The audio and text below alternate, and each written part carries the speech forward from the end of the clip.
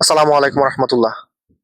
রামিসা হত্যাকাণ্ড এবং কি ধর্ষণে শুধু জানোয়ার সোহেল জড়িত না, আমি আপনি আমরা সবাই কিন্তু রামিসা হত্যাকাণ্ডে এবং কি ধর্ষণের সাথে জড়িত। কিভাবে? পুরো ভিডিওটি দেখুন।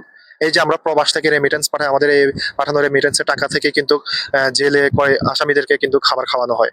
তাহলে আমরা সবাই কিন্তু এই পাপের অন্তর্ভুক্ত। আমাদের বাংলাদেশের মা বোনেরা মেয়েরা কোথায় গেলে নিরাপদ একটু বলতে পারবেন আপনারা? বাসে বলেন, সিএনজিতে বলেন, রিক্সায় বলেন, বাজারে বলেন, রেস্টুরেন্টে বলেন, কোথাও আমাদের মা বোনেরা নিরাপদ না। ছোট্ট ফুলের মতো শিশু, মাত্র 8 বছর 7 বছর বয়স, ক্লাস 2-তে পড়ে, ওই মেয়েটা কি দোষ করছিল যে তাকে এত বড় শাস্তি পেতে হলো? এত নির্মম ভাবে তাকে হত্যা করা হলো ধর্ষণের পর। তার মাথা কেটে ফেলা হলো, হাত কেটে ফেলা হলো, পা কেটে ফেলা হলো, তার বুক চিরে ফেলা হলো। হ্যাঁ, কি দোষটা করছে এই ফুলের মতো আমার বোনটা? ধর্ষণ এবং কি যে ধর্ষণ করছে সে আসামি শনাক্ত করা হয়েছে এবং কি আসামিকে গ্রেপ্তারও করা হয়েছে। সবকিছু প্রমাণিত, তার অপরাধও প্রমাণিত। তাহলে এর পরেও কেন যথোপযুক্ত বিচার করা হচ্ছে না? এখনো কেন বিচার এত ডিলে করা হচ্ছে? হয়তো দেখা যাবে যে একটা পর্যায়ে সে জামিনে বের হয়ে যাবে। এই যে গত 1 বছর আগে আসিয়া ধর্ষিত হয়েছে, আমাদের বোন আসিয়া, তার বিচার ব্যবস্থা কি হইলো? ওই যে ওই আসামির ফাঁসির রায় দেওয়া হয়েছে, কিন্তু ফাঁসি এখনো কিন্তু কার্যকর করা হয় না আমি যতটুকু জানি।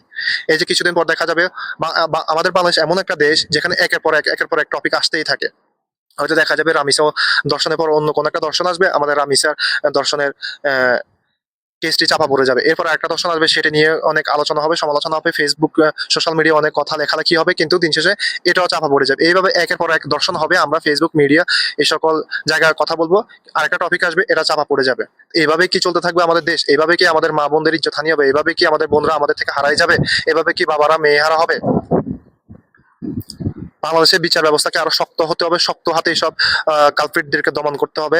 যখন আসামি, যখন দর্শক শনাক্ত করা হবে, যখন আসামির সে দর্শন করছে এটা প্রমাণিত হবে, তখনই 24 ঘন্টার মধ্যে তার ফাঁসি কার্যকর করতে হবে জনসম্মুখে। যেন এমন ভাবে ফাঁসি কার্যকর করতে হবে যেন আগামী প্রজন্ম কেউ দর্শন তো দূরের কথা, একটা মেয়ের দিকে চোখ তুলে তাকানোর সাহস না পায়।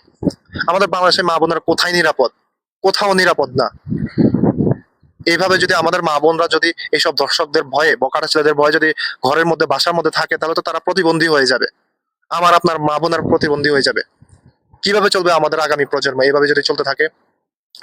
আমি বাংলাদেশের আইন ব্যবস্থার কাছে হাত জোর করে অনুরোধ জানাই, এই সকল দর্শকদের বিরুদ্ধে কঠিন থেকে কঠিন শাস্তির আইন প্রণয়ন করা হোক, এবং কি তার সে অপরাধ করছে এটা প্রমাণিত হওয়ার পর, সেই অপরাধী এটা শনাক্ত হওয়ার পর তাকে 24 ঘন্টার মধ্যে জনসম্মুখে সাজা দেওয়া হোক। আসসালামু আলাইকুম।